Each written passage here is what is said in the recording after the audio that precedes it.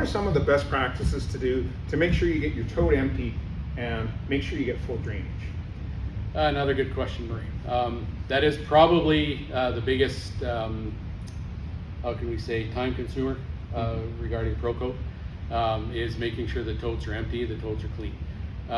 Best practice when you get a PROCOTE tote, because PROCOTE is an SC, viscosities are 3,000 centipoise, it's canola oil, it's loaded with micronutrient. We have a thickening agent in it to bring up the thickness to suspend the nutrients. It is hard to get everything out of the tote very easy, very simply. There's really no easy way to do it. However, there's a few things you can do to help yourself. Number one, proper heat. Number two, proper agitation. The next step would be when you put the tote in the building on your platform scale or your stand, put it on a 4x4 block, a wedge at the back, and that will tilt the tote right from the start. Don't do it halfway through, do it right at the beginning.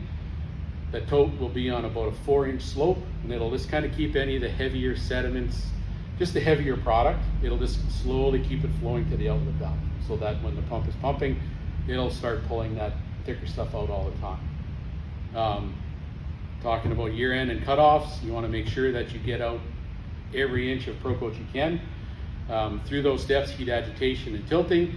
The second step that you might have to do in some totes is manual scraping. I hate to say it, but there is sometimes a manual cleanout required, but it's worth it to recover the product. My favorite tool, believe it or not, is just this simple rake. You can get it at any garden center. There are some brooms that you can get that are fairly stiff bristled as well, but this actually works better than a scraper to me. You might have to clip a couple of these brushes off. Simply take the cap off, put this in the tote, tilt it into a pail, into another tote, into something, and just slowly scrape this to the outlet valve.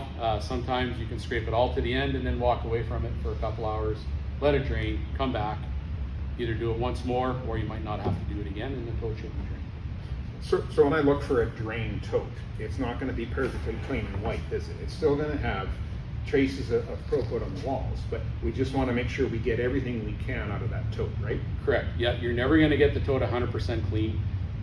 As everybody knows, our totes are disposed of through CleanFarms. You're prepays the disposal already on the totes. You've just got to sign up through CleanFarms on the CleanFarms account, which you've probably already got. CleanFarms doesn't want more than ½ an inch of product in the tote.